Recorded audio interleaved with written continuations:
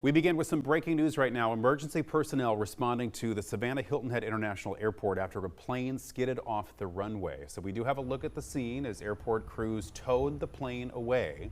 Airport officials tell News 3 that a military A-4 jet skidded off runway number 10. No injuries have been reported, and that impacted runway has since been cleared. So the airport is open, it's operational. It's not yet clear what caused the jet to skid. We are working to learn more, and we will keep you updated on air and online. There have been some questions surrounding school zone speed cameras in Chatham County, when and where they will be active. So this after the police department announced the camera restart would be delayed due to permitting issues. However, as WSAV's Sarah Smith reports, the issue has been resolved. The Chatham County Police Department says their school zone speed cameras are going to be active starting August 3rd. So make sure to be on the lookout and have that foot ready to hit the brake pedal. Starting August 17th, citations will be issued if you're going more than 10 miles per hour over the speed limit during school zone times.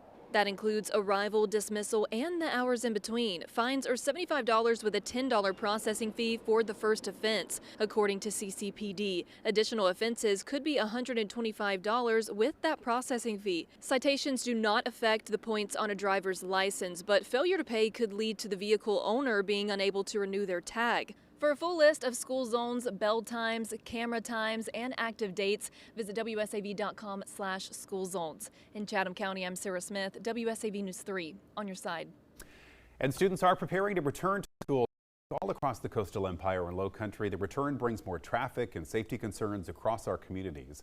WSAV's Evan Smoke spoke with a local sheriff today and has more on what he says residents can do to decrease accidents. Bullitt County students are set to return to the classroom on Monday morning, and Sheriff Noel Brown says drivers need to be prepared. First of all, slow down and watch out for children walking and riding bikes to school. Deputies will be out helping direct traffic for the first couple of weeks to help things run smoother. Brown also asked for drivers to have patience and prepare for longer commutes as families ease back into their school routines. What I asked is you're getting your children ready.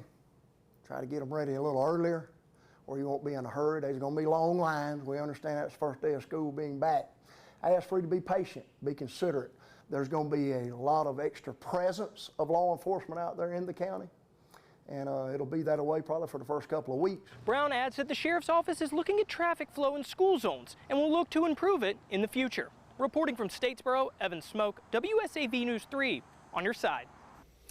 The Technical College of the Lowcountry has announced that it is receiving a $5.9 million grant to support their new workforce training center. The money will assist in the construction of a 52,000 square foot facility that will train an additional 850 students a year, prepare graduates for careers in advanced manufacturing, help create 420 new jobs, and support more than $118 million in private investment across the region.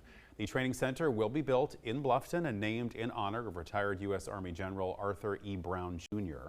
Once completed, it will serve Beaufort, Jasper, Hampton, and Colleton counties. Lowcountry Congresswoman Nancy Mace made the announcement this morning in a statement. She said a strong workforce is the foundation of a strong economy. This project will connect more residents with in-demand careers, support businesses, and keep the Lowcountry competitive. A crime and safety report now. 3 juveniles are behind bars after allegedly carrying weapons into a store in Bluffton. Officials say the Beaufort County Sheriff's Office responded to the Sam's Club in Bluffton around 5:10 Wednesday night after reports of 3 juveniles in the store believed to be carrying firearms. Deputies found and detained them. All 3 were found to be carrying firearms, including one with a so-called switch to make the weapon capable of fully automatic fire. Deputies also recovered multiple other firearms from the minors, as well as marijuana and drug paraphernalia. All 3 were arrested and charged with various offenses, including possession of a machine gun, unlawful possession of a handgun, and possession of marijuana. The parents accused in the death of their own child have now been indicted on murder charges. Heather Laborde and Paul Rapkin reportedly exposed their 9-month-old daughter to fentanyl and methamphetamine. In November of last year, Chatham County Police got a call about a child that was not breathing. She was taken to the hospital where she was later pronounced dead. The couple is charged with second-degree murder and second-degree cruelty to children. WSAV is your local election headquarters. The Chatham County Board of Registrars is reaching out to residents who may have had their voting status challenged this November. WSAV's Dakaya Harris has more on why you can't use a P.O. box or commercial mailbox as a residential address.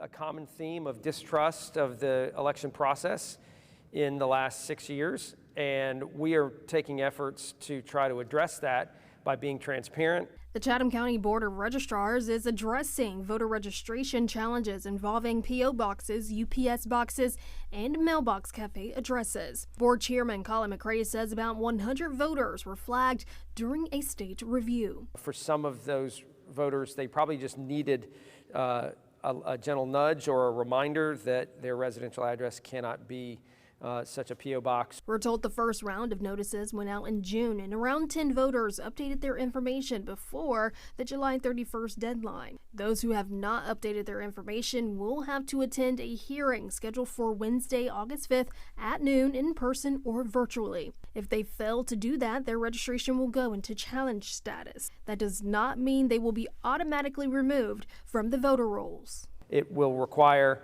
at the polling place and perhaps at our early voting locations, to provide the information through the confirmation form and through an application. Affected voters can update their address through the Secretary of State's My Voter page. Nakia Harris, WSAV News 3, on your side. Democratic candidates and voters will descend on the hostess city for the Georgia Democratic Convention. They will be hosting the 2026 state convention here in Savannah starting tomorrow. It is a chance for voters to hear from candidates across the state as they prepare for November. This event begins at 9 in the morning at the Savannah Convention Center. Republicans in South Carolina will return to the polls next month to decide who will take the place of the late Senator Lindsey Graham on November's ballot. And we're making it easy for you to hear from some of the candidates. So WSAV and Nexstar Media Group will host a live one-hour debate next Tuesday, August 4th at 7 p.m. from our studios in Mount Pleasant, South Carolina, just outside of Charleston. The debate will air right here on WSAV as well as our digital platform, WSAV Plus, and our social media channels.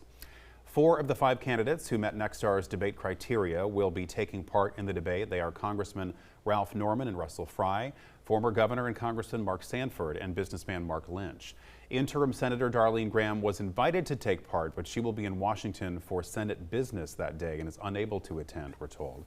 Again, that debate is happening live next Tuesday night at 7 o'clock right here on WSAV.